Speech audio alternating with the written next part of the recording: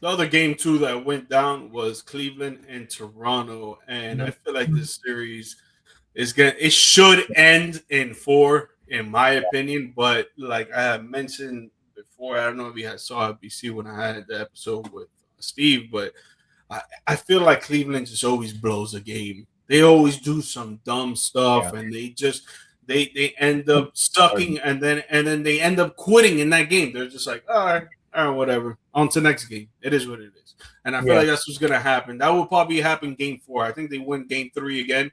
I don't think Toronto's gonna have that that that knowledge and experience and will to take it and get game three under their belt.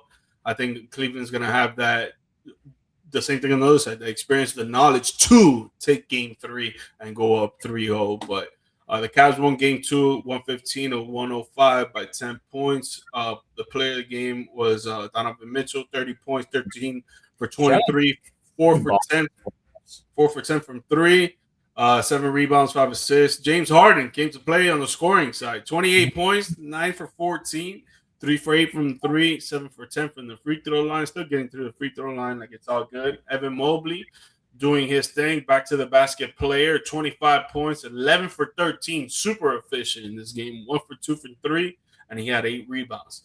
Shout out to James Harden on the defensive end too. He got 5 steals. That's nothing to ignore right there Five too. steals. Wow, I Yeah. didn't even Even notice if that. 5 steals. even if he's not the best on-ball defender, the dude is opportunistic, and he's at that point in his career now where he knows where the ball is going to be. And even if he can't guard this, even if he was never a great guard great guard, even if he wasn't a great defender, he still is aware enough to know like when to pick the passing lanes. And shout out to him for taking advantage of that in game two.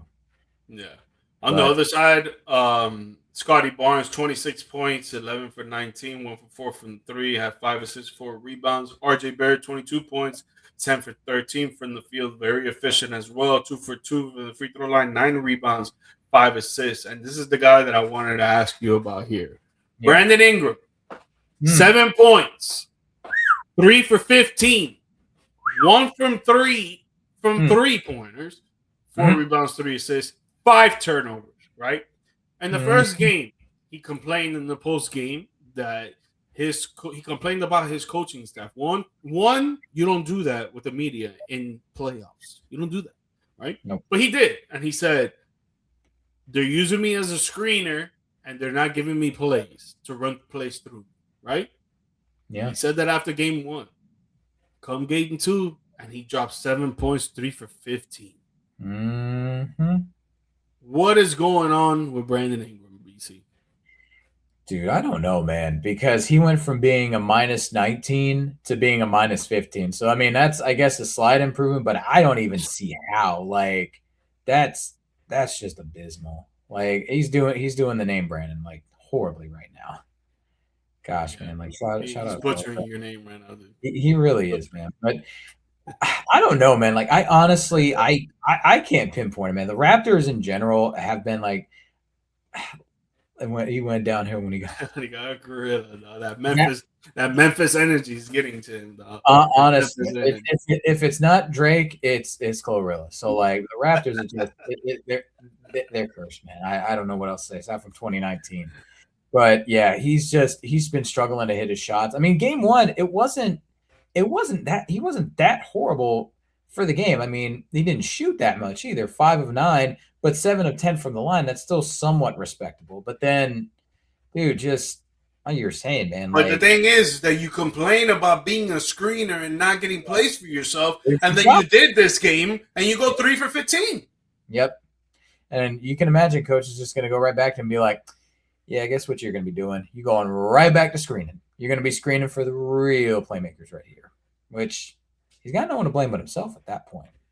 But, I mean, I know you're going to dog on him some more, but I just want to say, though, too, like Cleveland has done a great job of handling business, and I do agree with you. I think they will drop one game to Toronto on the road. Again, Toronto's a place that's notorious to be tough to play at, and ain't nobody going to fault them for that. They'll get the win at home, and they'll cruise to the next round, I think. But let's get back to the Brandon Ingram haters manifesto right here. Go ahead, G Mike, pop off. It's not even about being a hater, dog. It's that I feel you that you want to be the star player and you say, one thing is saying it to your coaches behind the scenes, but to go in the media and saying that, I don't agree with that at all. But he did. He ended up doing it. And he basically related how he was feeling, and he's like, "Yo, I want the ball, and I want to be the one to make plays and make points and be the savior for this team." All right, cool. That's cool. But we give you the opportunity and Yep. you blow it. Yep. So when that happens, okay, so when they start calling you out, when the coaches start calling you out, are you gonna cry about it? Who knows? Who knows? Because it hasn't happened. But Woody, it's like, dude, that was not a smart move to call out your coaches to the media. That should have been behind the scenes, right? But you did, and you come out and you play like this. There's no way that the Raptors win if you keep playing like this. There's no way. There's no way that they win one game if Brandon Ingram keeps playing like this. If he does play better, it's gonna be in Game 4, my prediction, and he's gonna pop off, and they're gonna have some light, and then Cleveland's gonna go back to the crib, and I promise you, they're gonna win by 20, and then the series quick on a gentleman's sweep and move on to the next round. But Yep. Bi, man, you can't be saying I want the ball, I want to be the man. And when it's time to show up, you don't show. Yep. No call, no show. No PTO, no sick leave, nothing. Yep. I don't know what it is either, man. Like I know he got drafted by the Lakers, spent some time out in LA and everything, but I mean, he went to New Orleans after that. So it's like you kind of think like any bright lights, cockiness maybe he felt from the big city. You think it would kind of be dealt with in New Orleans, but I don't know, man. I don't know. Like you said, he's got to adjust somehow, and if you don't, I don't even know.